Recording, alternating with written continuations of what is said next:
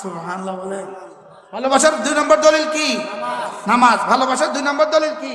আর নামাজ। নামাজ সবচেয়ে বড় জিকির। নামাজ কি? সবচেয়ে বড় জিকির। এবার নামাজের জন্য কিরাত জিকির, কিরাত ফরজ। নামাজের জন্য কিরাত ফরজ। আর কিরাত মাদ্রাসা ছাড়া কিয়ামত পর্যন্ত শুদ্ধ হবে না। কি? কিয়ামত পর্যন্ত শুদ্ধ হবে না। যা বাকি যত পলিসি আছে সব পলিসি ভালো, লেকিন ফিল শুদ্ধ হবে না।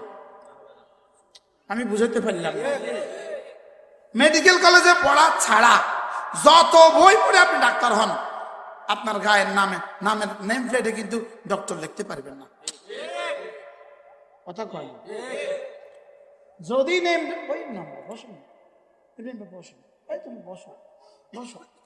যদি নেম প্লেটে ডক্টর লেখেন, তাহলে কিন্তু তত্ত্বাবধায়ক সরকারের জামানায় এটা নামাই ফেলানো লাগে।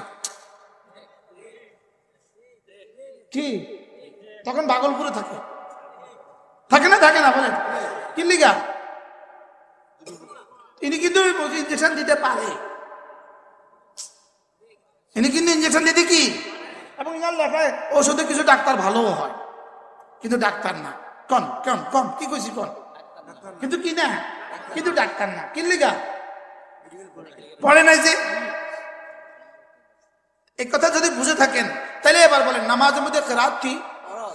এবার বলেন কিরাত শিখায় কোথায়? এবার বলেন মাদ্রাসা কোন কাজটা করে? উম্মতের ফরজ আদায় করে। সুবহানাল্লাহ।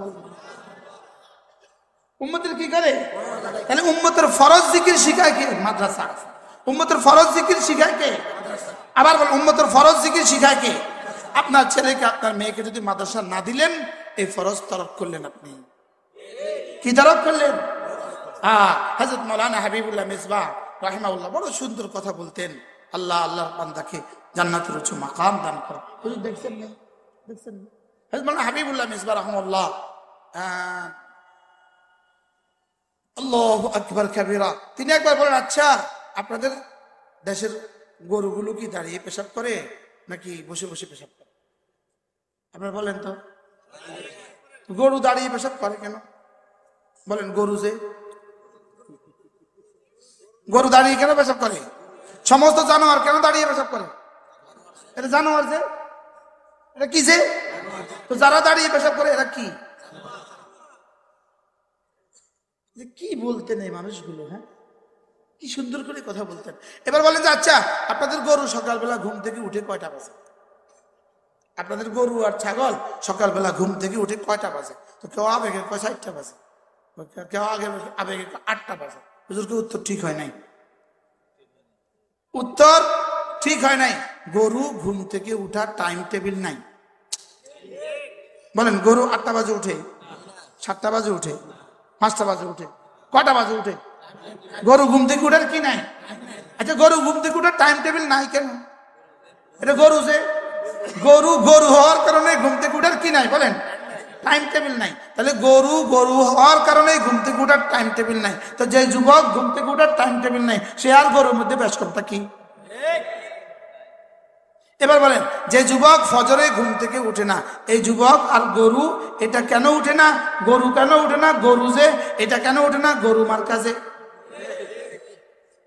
এটা গরুর মতো যে। তাহলে বলেন, এবার বলেন যে ফজরে ঘুম থেকে উঠে না, সে কি? গরু মার্কা। অন্য উদাহরণ কঠিন লাগে, ছাগল মার্কা। আর জানোয়ার উদাহরণ দিলাম না, আসলে তাদের থেকেও নিকৃষ্ট। আসলে কি তাদের থেকেও নিকৃষ্ট।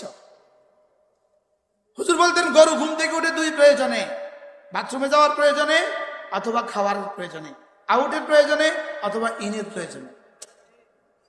ঠিক হাজার হাজার সমস্ত বিধর্মী এই 2 প্রয়োজনে উঠে, আর ওদের সাথে তাল মিলায়া হাজার হাজার নয় কোটি কোটি উম্মতে মুসলিমা নওজওয়ান শুধু 2 কারণে ঘুম থেকে উঠে, পেশাব পায়খানার প্রয়োজনে অথবা খাবারের প্রয়োজনে। এরা আর গরু সাওয়া সাওয়া। কি বলেন, সত্য না মিথ্যা? এরকম আছে না নাই? চলেন আজ থেকে ফজর নামাজ পড়বো ইনশাআল্লাহ। আল্লাহ তৌফিক দান করেন।